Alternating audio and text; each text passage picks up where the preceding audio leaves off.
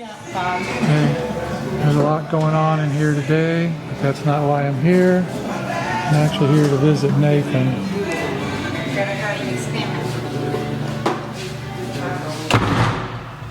Nathan and Dave.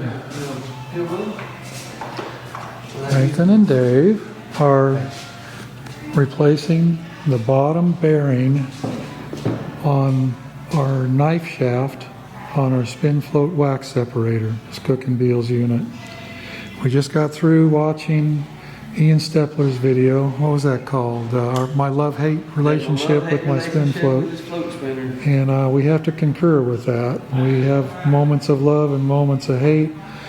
And we were debating whether to get the dynamite out here or not. But I think we've got it figured out. I had this pretty nice pulley. I don't know, what do you call this? Pulley set. Puller set. And Nathan has been able to get one of our saddles under that bearing under there, and we got a puller in there. I think it's going to pull that bearing off without us having to beat it with a hammer. Nathan, you're a lot more flexible than me. See if you can put this camera under there and show what you got going on. Let's see if I can get a light. You want me to hold the light? Yes, sir. Okay. That good? Oh, okay. So let's see. Let me back up a little. So there's a 2-jaw puller under there. It's behind the carrier on the bearing, and it should just pull right on off of there. And then to replace it, you just put a new carrier and bearing right back up in there.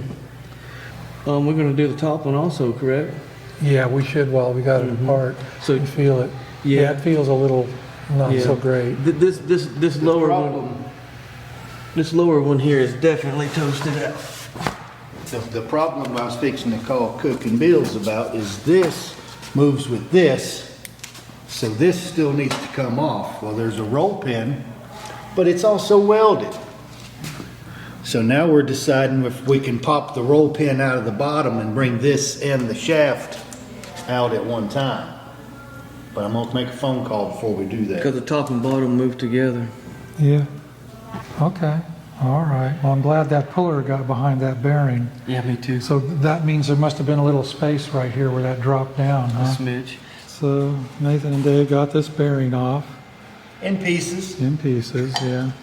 It looks like it scored the shaft a bit coming off, which we didn't understand because the set screws were loose. So there must be a burr in there or something that scored that shaft. Get it as clean as you can, and when the new bearing comes, just see if it slides on or fits on, and if it doesn't, we'll do whatever. We can massage later. Massage it later, yeah. So this is an old machine. I don't know how old it is. We've had it 10 years, and it was already quite old when we got it.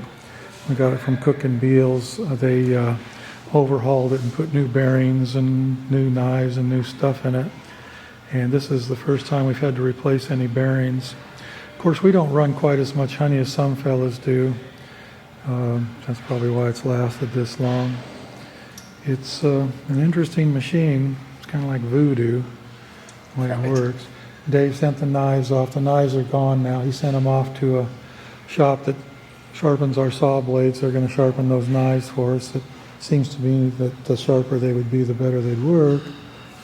And we're making progress.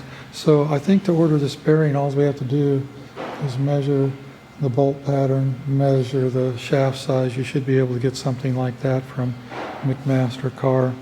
I forget what these are called. It's a special Pillow block, but it's also, it's like got this round collar thing, so the bearing can kind of move. It's not rigid inside that block, and I think we should stick with the same style.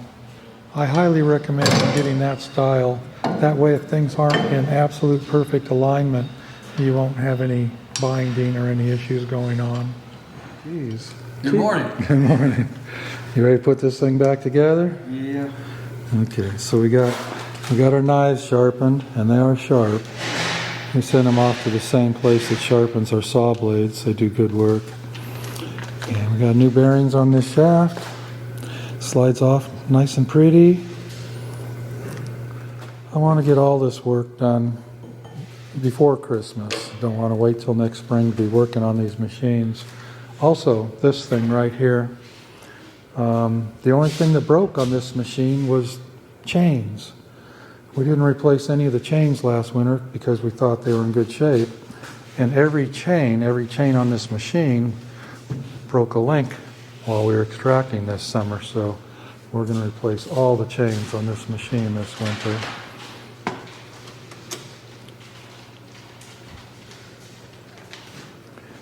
Specialty chains, actually. They're not just steel chains. I think they're nickel plated, honestly. We got new knives on there last winter, so they're good. Anything else we're gonna have to fix on this, Nathan? At the moment, I don't think so. Dave thinks the main shaft bearings are good.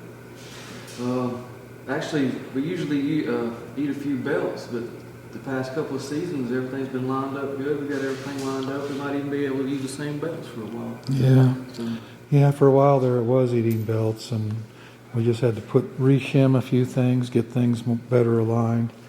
These old machines aren't perfect. It's like we said earlier, love, hate, always tinkering, always screwing around. But when it's working, boy, it works good. oh, it's still a good machine. Look at this. Yeah. Okay, thanks, Nathan. How's it going, Michelle? Hey Bob, how are you? Good. Do you ever feel like Lucy in the candy factory? I do actually. You do? Yeah. Turn it and all. Yeah.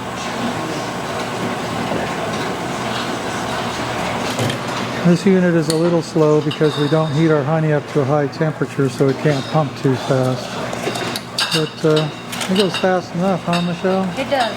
Okay. It goes plenty fast, Bob.